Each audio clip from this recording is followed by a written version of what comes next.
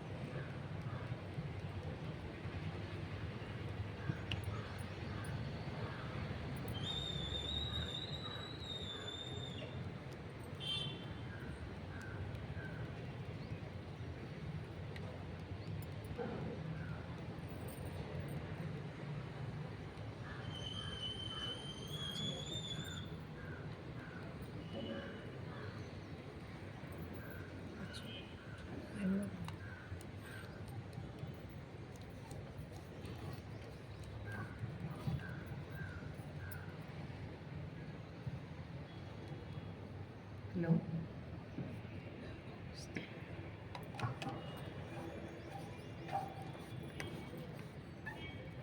Okay masters, నెమ్మదిగా రెండు చేతులు వెంటిస్తూ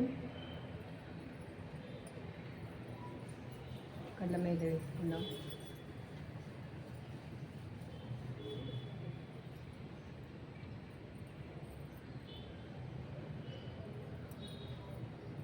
చేతులు తీస్తూ మెల్లిగా కళ్ళెరుద్దాం. ఇంత అద్భుతమైన శ్వాస మీద ధ్యాస ధ్యానాన్ని అందించిన జగద్గురు బ్రహ్మశ్రీ పితామహ భద్రాచార్య హృదయపూర్వకంగా ధన్యవాదాలు తెలుపుతున్నాను.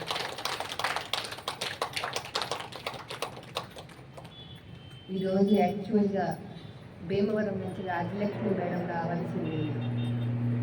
మేడంకి కొంచెం థ్రోట్ ఇన్ఫెక్షన్ వల్ల వాయిస్ రావట్లేదు. అందువల్ల ఆ మేడం ప్లేస్లో మీ అందరినీ కూడా కలుసుకునే భాగ్యం నాకు లభించింది. మనమంతా కూడా అద్భుతమైన ధ్యాన మార్గంలోకి వచ్చాం. ఎంతో అద్భుతంగా ధ్యానం చేసాం. ఇప్పుడు ధ్యానము అంటే భగవంతుడిని చేరుకునే ఏకైక మార్గం అని. ఇది ఏదో ఆరోగ్య సాధన కాదు, ఆత్మ జ్ఞాన సాధన అన్న విషయం మనం గుర్తుపెట్టుకోవాలి. ఎందుకంటే ధ్యాన మార్గం అంటేనే భగవంతుని మార్గం. మరి మనం ఈ మార్గంలోకి వచ్చేంత వరకు కూడా కనిపించే ఈ శరీరమే అని అనుకుంటాం. అవునా అండి? అందరూ అంతే అనుకుంటున్నారా? అందరం అలానే ఉంటాం.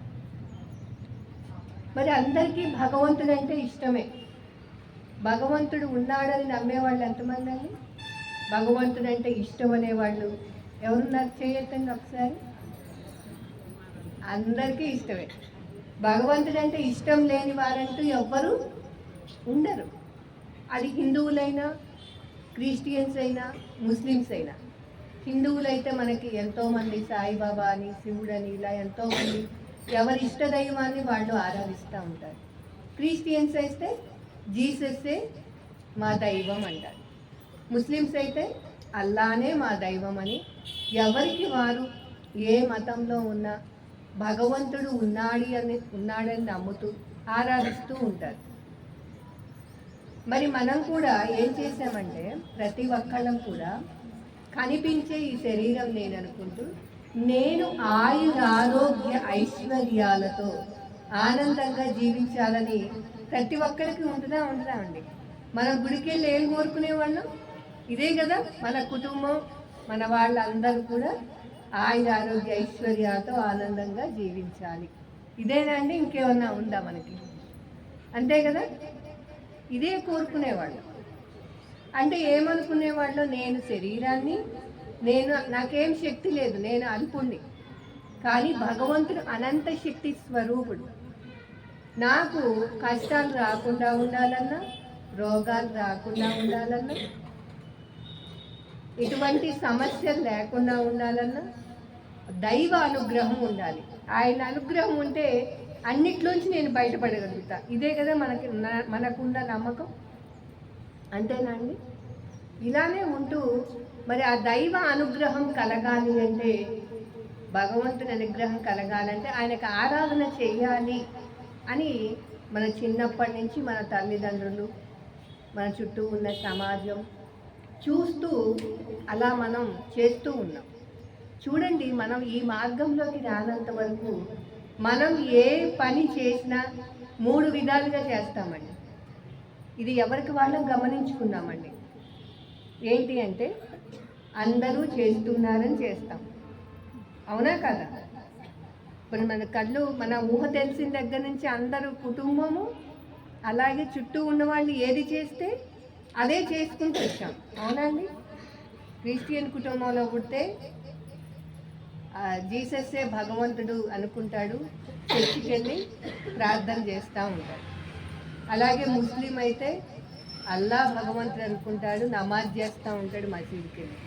హిందూ కుటుంబంలో పుడితే మరి ఆ గుడికి వెళ్ళి ఎవరిష్ట దైవాన్ని వాళ్ళు ఆరాధిస్తూ ఉంటారు. అంటే అందరూ చేస్తున్నారనే కదా చేసింది. అలాగే ఎవరో చెప్పారని చేస్తూ ఉంటాం. ఇంకొకటి ఏంటది? ఎవరో చెప్తారు మనకి, అక్కడ ఏదో గుడి ఉందండి, చాలా మహిమ ఉందంట, ఏది అనుకుంటే అది అయిపోతుందంట అని ఎవరైనా చెప్తే వెళ్తామా వెళ్ళమా? ఇప్పుడు మనం రోజు వెళ్ళే ఎన్నో టెంపుల్స్ ఉన్నాయి, కానీ ఎవరో చెప్తారు. మాటలు రాని వాడికి మాటలు వచ్చాయంట, నడక లేని వాడికి నడక వచ్చిందంట, మరి అంత మహిమ ఉంది అని అనుకున్నప్పుడు మనమేమనుకుంటాం, అబ్బా మనం కూడా మనకున్న కోరిక అక్కడ అనుకుంటే వెంటనే నెరవేరుదని ఆలోచన వస్తుందా రాదా? వెంటనే వెళ్ళిపోతాం. అంటే ఎవరో చెప్పారని చేస్తాం. అది ఒక్క భగవంతుడి విషయంలోనే కాదండి, ఏ పనిలోనైనా ఇలానే ఎవరో చెప్పారని చేస్తూ ఉంటాం. అలా అంటే ఇప్పుడు చదువులు చదువుకునే ఉంటారు పిల్లలు, వాళ్ళు ఈ కోర్స్ చేస్తే చాలా డిమాండ్ ఉంది దీనికి, ఇది నేర్చుకుంటే జాబ్లు బాగా వస్తాయని ఎవరో చెప్తారు. దాన్ని ఫాలో అయిపోతామా లేదా? అలా ఏ పని చూసుకున్నా అలానే చేస్తాం. ఇంకొక పని ఏం చేస్తామంటే పూర్వం నుంచి ఆచారం వచ్చిందని చేస్తూ ఉంటాం. అంటే ఏంటి, మనకి ఒక్కొక్కళ్ళకి పూర్వం నుంచి ఒక దైవం, అంటే ఇప్పుడు ఎల్లమ్మనో ఏదో ముత్యాలమ్మనో ఏదో ఒక దైవం ఉంటుంది ఎవరికి, పూర్వం నుంచి వాళ్ళ కుటుంబం నుంచి చేసింది. వాళ్ళు ఏమంటారు, మేము ఎప్పటి నుంచో అక్కడ పూజలు చేస్తున్నాం, బలిస్తున్నాము అని అంటే దాన్ని ఆచారంగా తీసుకొస్తున్నామా లేదా? మా తాతలు చేశారు, ముత్తాతలు చేశారు, మేం చేయకపోతే ఎలా అని చెప్పేసి అనుకుంటూ మనం దాన్ని ఆచారంగా చేసుకుంటూ వస్తాం. చూడండి, మనం చేసే ప్రతి పని కూడా ఈ 3 విధాలుగానే చేస్తూ ఉంటాం. గమనిస్తే అర్థమవుతుందండి. ఇక్కడ మనం గమనించుకుంటూ ఉంటామే. ఇంతకు మించి కొంచెం కూడా ఏ రోజు ఆలోచించలేదు, ఇది సరి అయినదా కాదా, చెయ్యొచ్చా చెయ్యకూడదా, తినచ్చా తినకూడదా, మాట్లాడచ్చా మాట్లాడకూడదా. తెలుసా అండి, మనకి సొంత బుర్ర ఉపయోగించలా ఏ రోజు. ఈ 3 విధాలుగానే పనిచేసాం. ఎందుకని? మన గురించి మనకు తెలియకపోవడం వల్ల, మనం ఎవరో మనకు తెలియకపోవటం వల్ల, మనం ఎక్కడి నుంచి వచ్చామో మనకు తెలియకపోవటం వల్ల, ఏం చేయడానికి భూమి మీదకి వచ్చామో తెలియకపోవటం వల్ల గొర్రెలు ఉంటాయండి. గొర్రెల మందులో గొర్రె మొదటగా ఒకటి వెళ్తూ ఉంటుంది, దాన్ని అనుసరించి మిగతా వెళ్తూ ఉంటాయి. అలాగే మనం కూడా గురువు వచ్చేంత వరకు కూడా ఒక గొర్రెల్లాగా, గొర్రెల మందులో ఒక గొర్రె ఎలా పోతా ఉంటే అలానే జీవించాం మనం. అంతేనంటే కాదంటారు, కరెక్ట్గా అలానే జీవించాం. సొంతగా ఏది ఆలోచించే శక్తి లేదు. మరి ఎప్పుడైతే ఎన్నో జన్మల పుణ్యఫలం వల్ల మన జీవితంలోకి సద్గురు వచ్చారో 2 పరమ సత్యాలు తెలిపారండి. ఏంటది? నువ్వు దేహం కాదు నాయన, ఆత్మవి. మొట్టమొదటి పరమ సత్యం. ఇన్ని రోజులు ఏమనుకున్నాం? ఈ కనిపించే శరీరమే నేను అని అనుకున్నాం. రెండో పరమ సత్యం ఏం చెప్పారు? ఆత్మే భగవంతుడు. ఇన్ని రోజులు ఏమనుకున్నాం? భగవంతుడిని విగ్రహమే భగవంతుడు అనుకున్నాం. ఇప్పుడు గురువు వచ్చి ఏం చెప్పాడు? ఆత్మే భగవంతుడు. ఇంకో విషయం చెప్పాడు, అంటే నువ్వు దేహం కాదు ఆత్మవి, ఆత్మే భగవంతుడు అయినప్పుడు నువ్వెవరివి? ఎవరు చెప్పండి? మనమే భగవంతుళ్ళం అన్నది స్పష్టంగా చెప్పడం జరిగింది గురువు వచ్చాకే. చూడండి, ఇంతకు ముందు గురువు రాకముందు మన పరిస్థితి ఎలా ఉంది? ఏమీ తెలియదు. కానీ గురువు వచ్చాక 2 పరమ సత్యాలను తెలుసుకున్నాం. నేను తెలుసుకున్నాను నాయన, నువ్వు కూడా అనుభవంలోకి తెచ్చుకోవాలి. మరి గురువు చెప్తాడు, మనం వింటాం. విన్నంత మాత్రాన దైవాలం అయిపోతామా? అలా జీవించగలుగుతామా? లేదు. అది గురువు ద్వారా విన్నప్పుడు ఏమనుకుంటామంటే, కొంతమంది ఏమో అరే నేను భగవంతుడేంటి, భగవంతుడు అనంత శక్తి స్వరూపుడు కదా, ఆయనకున్న లక్షణాల్లో ఒక్క లక్షణం కూడా నా దగ్గర లేదే అనుకునే వాళ్ళు కొంతమంది. ఆ లిస్టులో నేనొకదాన్ని, ఈయనొకదాన్నండి. ఇంకా కొంతమంది ఏమనుకుంటారు, నిజమే గురువు చెప్పాడు నేనే భగవంతుడిని అని అహంకారం పెంచుకునే వాళ్ళు కూడా ఉంటారు. నేనేదనుకుంటే అది అయిపోవాలి, నేనే భగవంతుడిని కదా అని అహంకారం పెంచుకునే వాళ్ళు ఉన్నారు. నేను అల్పుణ్ణి, నా దగ్గర ఒక్క లక్షణం ఏం లేదు, నేను భగవంతుడిని ఏంటి అని అనుకునే వాళ్ళు కూడా ఉంటారు. మొట్టమొదటిగా గురువు ద్వారా ఈ మాటలు విన్నప్పుడండి, గురువు ఏం చెప్పారంటే, నాయన నేను చెప్పింది గుడ్డిగా నమ్మద్దు. పత్రికలు స్పష్టంగా చెప్పేవాళ్ళని, నేను చెప్పింది ఏది గుడ్డిగా నమ్మొద్దు, శాస్త్రాన్ని అధ్యయనం చేయి. అని స్పష్టంగా చెప్పారు. మరి మనం ఇన్ని రోజులు భగవద్గీతను పారాయణం చేశారా లేదండి? ఎంతమంది చేశారండి భగవద్గీత పారాయణం? ఇక్కడ సాయి సచ్చరిత్ర పారాయణం చేశాం. కానీ ఇన్ని రోజులు ఎంత పారాయణం చేసినా పుణ్యం వస్తుందని చేసాం తప్పించి ఆ బాబా సాయి సచ్చరిత్రలో ఏం చెప్పారు, భగవద్గీతలో భగవంతుడు ఏం చెప్పాడు, శ్రీకృష్ణ భగవానుడు అన్నది సత్యం అవగతం కాలేదు. గురు వచ్చేంత వరకు సత్యం బోధపడల, కళ్ళెదురుగానే ఉంది. భగవద్గీత చదువుతున్నాం కదా, కళ్ళెదురుగానే ఉంది, కానీ అర్థం కాల. గురువు వచ్చి ఈ విషయాన్ని తెలియజేసి పరమ సత్యాలను, నాయన మరొక్కసారి శాస్త్రాన్ని అధ్యయనం చేయి, నీకు అంతా అవగతమవుతుంది, నేను చెప్పేది గుడ్డిగా నమ్మద్దు అని చెప్పడం జరిగింది. ఇప్పుడు మనం ఆ భగవద్గీతను తీసుకుంటే భగవద్గీతలో శ్రీకృష్ణ పరమాత్ముడు వారు స్పష్టంగా చెప్పారు, నేను ఎవరు, అహమాత్మా గుడాకేశ సర్వభూతాశయస్థితః అహమానిత్య మధ్యంత భూతానాం అంతర్యామి. ఏం చెప్పారు? ఓ అర్జున, నేను ఈ పదం ఎప్పుడైనా వినబడిందా అండి? మనం చదువుతున్నాం, పారాయణ శ్లోకం చదువుతున్నాం, పారాయణ చేస్తున్నాం, కానీ చెవికి ఎక్కల, అంతరార్థం గ్రహించల, సత్యం అవగతం కాల. నేను ఆత్మనని ఆయన చెప్తుంటే మనం ఎక్కడ చూసాం? విగ్రహంలో చూసాం. ఇప్పుడు స్పష్టంగా దాన్ని అధ్యయనం చేస్తుంటే గురువు చెప్పింది కరెక్ట్ అని మనకు బాగా అర్థమవుతుంది. ఇంకేం చెప్పాడు? సర్వభూతాశయస్థితః, ఎక్కడున్నా అని చెప్పాడు? ప్రాణమున్న ప్రతి జీవిలో నేను ఉన్నాను అని స్పష్టంగా చెప్పడం జరిగింది. అంటే ఏ కోడిలో, మేకలో, ప్రతి ప్రాణిలో, అలాగే ఈ శరీరంలో కూడా ఉన్నాడు, ఆత్మగా స్థితమై ఉన్నాడు. ఈ సత్యం తెలియక పారాయణలు చేస్తూ శనివారం వెంకటేశ్వర స్వామి భక్తుణ్ణి అనుకుంటూ ఉపవాసాలు ఉండి ఆదివారం ఏం చేశామండి? మాంసం తినేవాళ్ళు మాంసం తింటారు, కొంతమంది మాంసం తినరు కానీ కోడిగుడ్లు తింటారు, కొంతమంది అది కూడా తినని వాళ్ళు ఉంటారు. కానీ ధ్యానం అనేది వాళ్ళకి, ఆ భగవంతుడు ఇవన్నీ ఈ విషయాలు కూడా ఏమీ తెలియదు, ఆ జ్ఞానం లేదు, భగవంతుడికి సంబంధించిన జ్ఞానం లేదు. అలా చేయడం వల్ల ఒక పక్క భగవంతుడంటే ఇష్టం అంటున్నాం, ఆరాధనలు చేస్తున్నాం, కోరికలు కోరుతున్నాం, ఒక పక్క హింస చేస్తూ ఉన్నాం. ఎందుకని? భగవంతుడి గురించి ఆ సంబంధించిన జ్ఞానం లేకపోవటం వల్ల. మరి గురువు వచ్చాక శాస్త్రాన్ని అధ్యయనం చేయని తెలుసుకుంటే, గురువు రాగానే మొట్టమొదట మన పని ఏం చేపించారండి? మొట్టమొదట మాంసాహారాన్ని మానిపించారు. నువ్వు అది మానేన ఆయన ధ్యానం చేయకపోయినా పర్వాలా, నువ్వు పెద్ద పాపం నుంచి బయటపడతావు అని పెద్ద పాపం నుంచి బయటపడేశారండి. గురువు వచ్చేంత వరకు మనకి ఈ విషయం తెలియదు. అరే దానికి కూడా ప్రాణం ఉందని తెలియదు. ఎన్ని కేజీలని చూసాం, కోడిని చూస్తే ఎన్ని కేజీలు, అంతేగాని ప్రాణం ఉందే.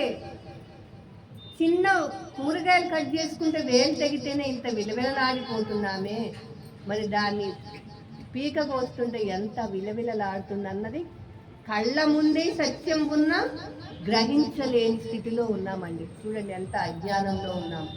అజ్ఞానం అంటే ఏం లేదండి, భగవంతుడి గురించి మన గురించి మనకు తెలియకపోవడమే అజ్ఞానం, తెలుసుకోవడం జ్ఞానం. మరి ఎప్పుడైతే గురువు వచ్చాకే మనం ఈ సత్యాలన్నీ తెలుసుకుంటున్నాం. ఇప్పుడు ఈ శ్లోకం ద్వారా రెండు విషయాలు తెలియజేశారు. నేనెవరు, ఎక్కడున్నాను, నేను ఏ ఫోటోనో విగ్రహమో కాదు అని చెప్పలేదు ఆయన. ఏం చెప్పాడు? నేను ఆత్మను, ప్రాణమున్న ప్రతి జీవిలో ఉన్నాను, స్పష్టంగా చెప్పడం జరిగింది. ఎలా ఆశ్రయించాలో కూడా చెప్పారండి భగవద్గీతలో.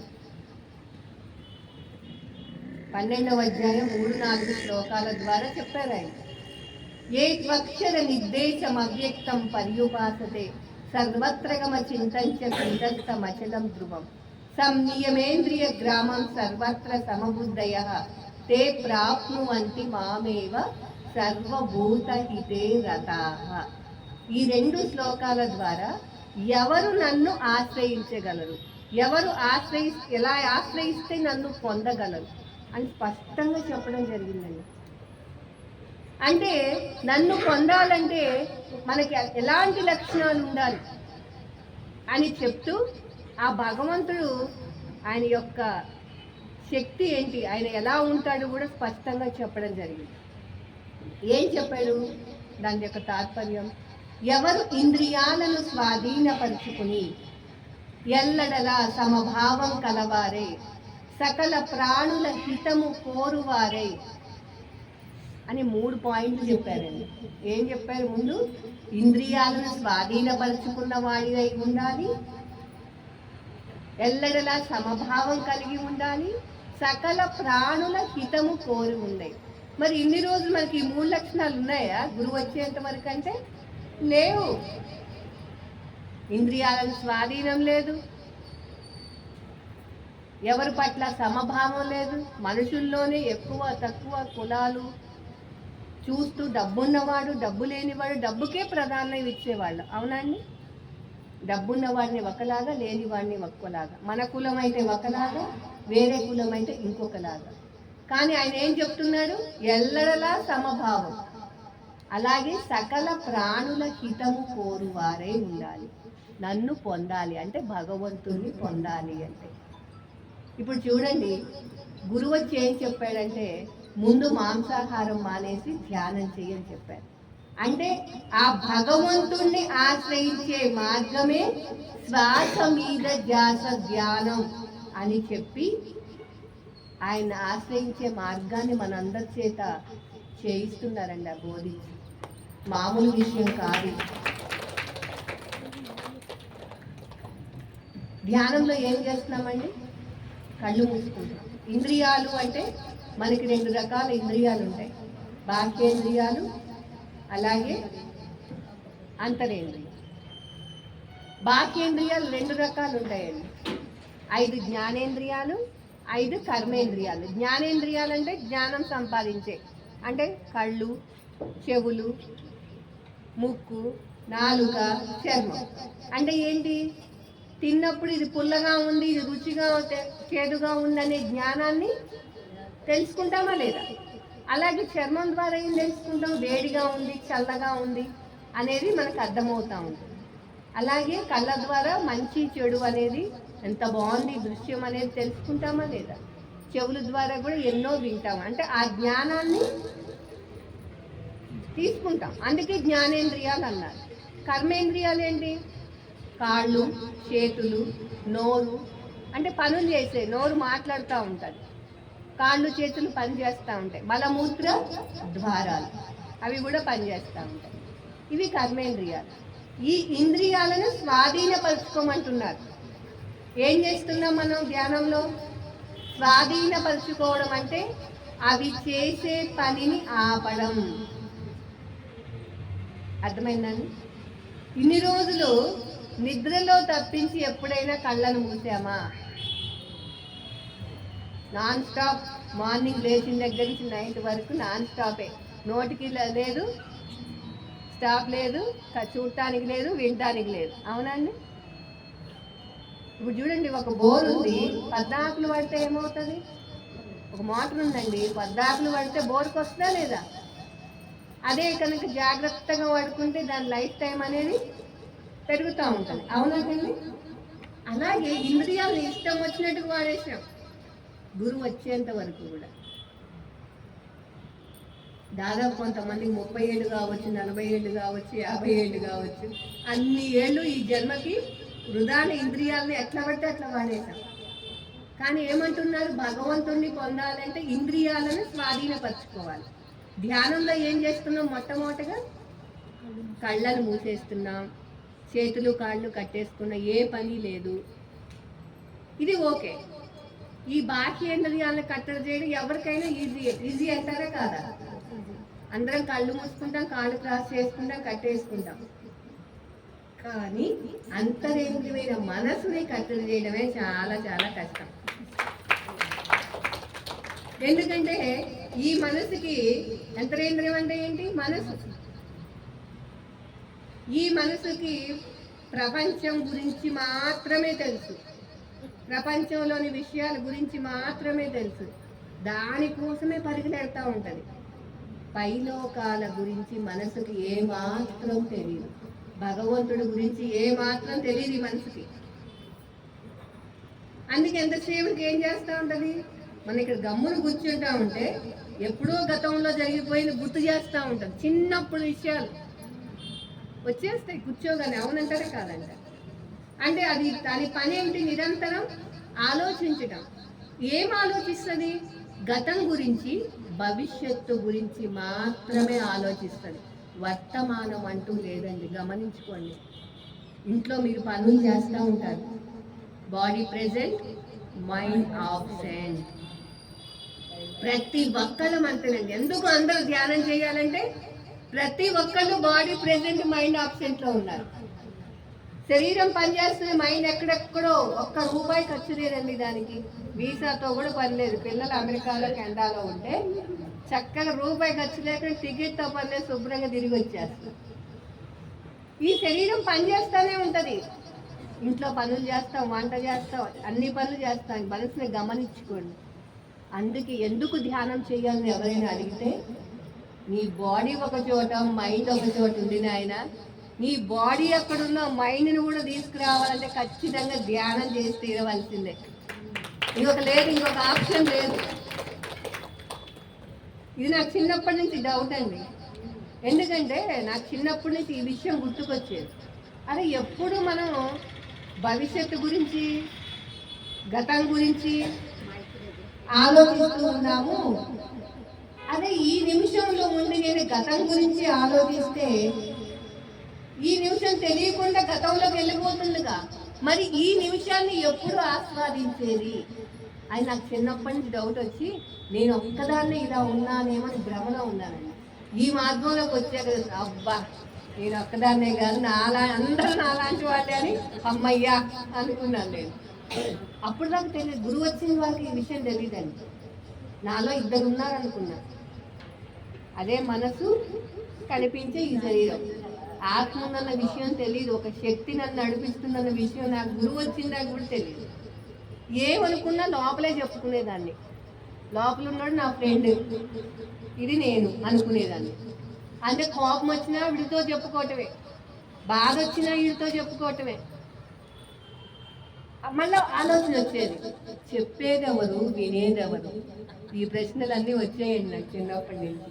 కానీ సమాధానం లేని ప్రశ్నలు.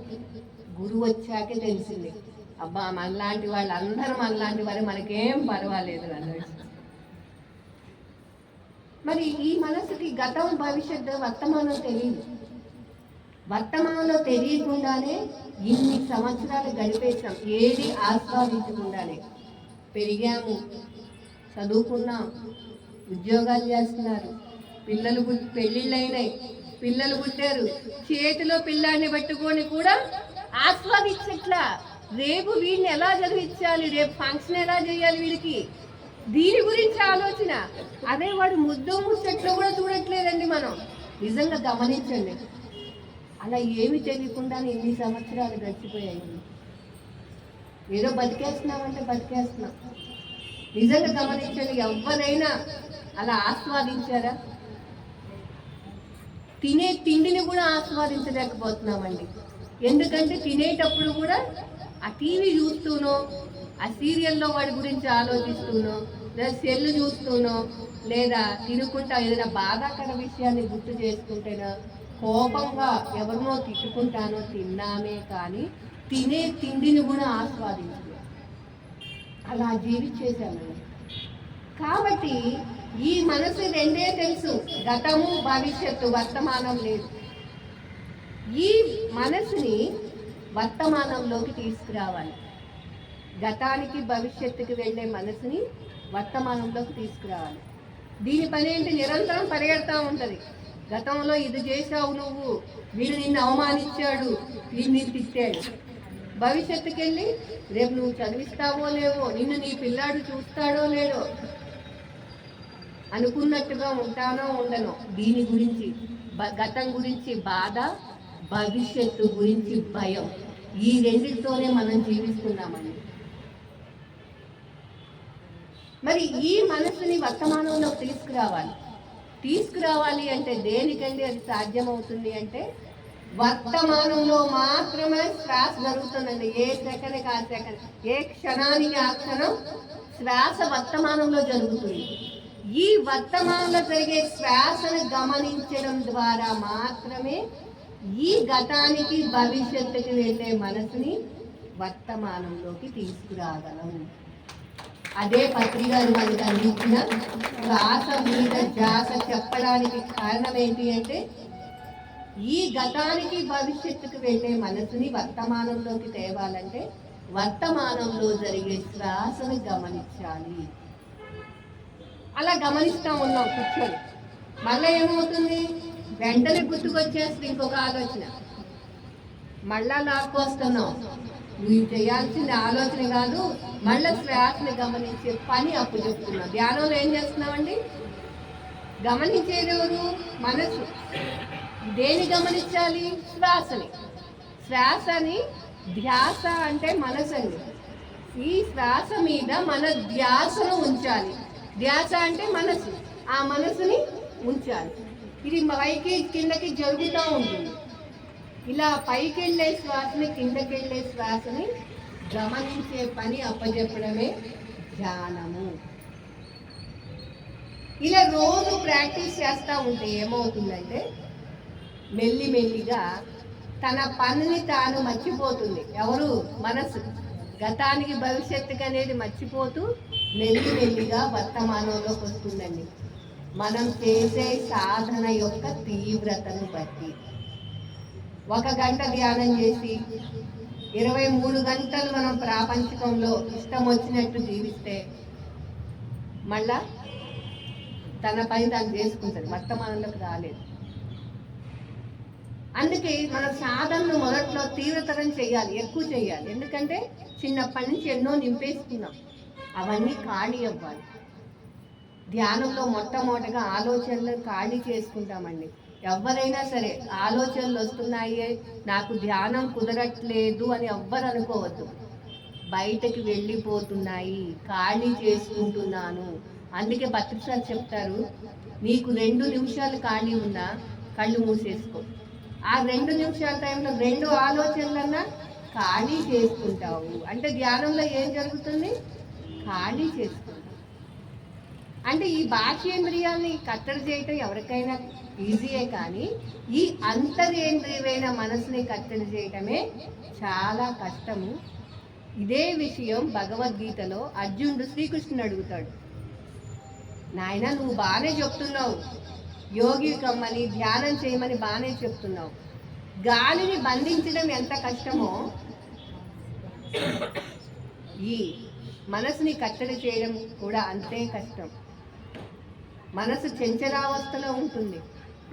చంచల మనసు మనకి కృష్ణ అని చెప్తాడు, ఈ మనసు చంచలావస్థలో ఉంటుంది. నువ్వు ఈజీగా చెప్పేస్తున్నావు, ఇది చాలా చాలా కష్టం అన్నప్పుడు కృష్ణుడు వారు ఏం చెప్తారంటే, నువ్వు చెప్పింది వాస్తవమే, కానీ అభ్యాస వైరాగ్యాల చేత దానిని సాధించవచ్చు అని స్పష్టంగా చెప్పాడండి శ్రీకృష్ణ పరమాత్మ గారు. అభ్యాసం అంటే రోజు ప్రాక్టీస్ చేయడం, రోజు చెయ్యాలి. ప్రతినిత్యం చేస్తూ ఉంటుంటే అది ప్రాక్టీస్ అవుతుంది, అభ్యాసం అవుతుంది. నువ్వు చేయగా అభ్యాసం చేస్తూ ఇంకొక మాట చెప్పాడు, వైరాగ్యము. వైరాగ్యం అంటే అన్ని వదిలేసి వెళ్ళిపోవడం కాదండి,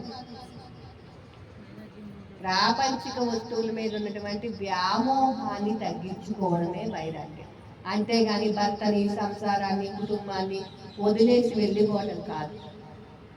ఎప్పుడు వస్తున్నది? ఎప్పుడైతే మనం శ్వాస మీద ధ్యాస నుంచి ధ్యానం అభ్యాసం చేస్తూ ఉంటామో, చేస్తూ ఈ జ్ఞానవంతమైన విషయాలు వింటూ ఉంటామో, అంటే భగవంతుడి గురించి సంబంధించిన విషయాలు వింటూ ఉంటామో మెల్లిమెల్లిగా మనకి అవగతం అవుతుందన్నమాట. ఓహో, ఇవన్నీ అశాశ్వతాలే, వీటి గురించి కాదు నేను ఆలోచించేది, శాశ్వతమైన వాడు భగవంతుడిని పట్టుకుంటే అన్నీ పొందుతాను. ఇది ఒక్క రోగం నుంచి బయటపడటం, ఒక్క కోరికను నెరవేర్చుకోవడం కాదు, భగవంతుణ్ణి పొందితే సమస్తంలోంచి నేను బయటపడి ఆనందంగా జీవించగలుగుతాను అన్న విషయం మనకి అర్థమవుతుంది.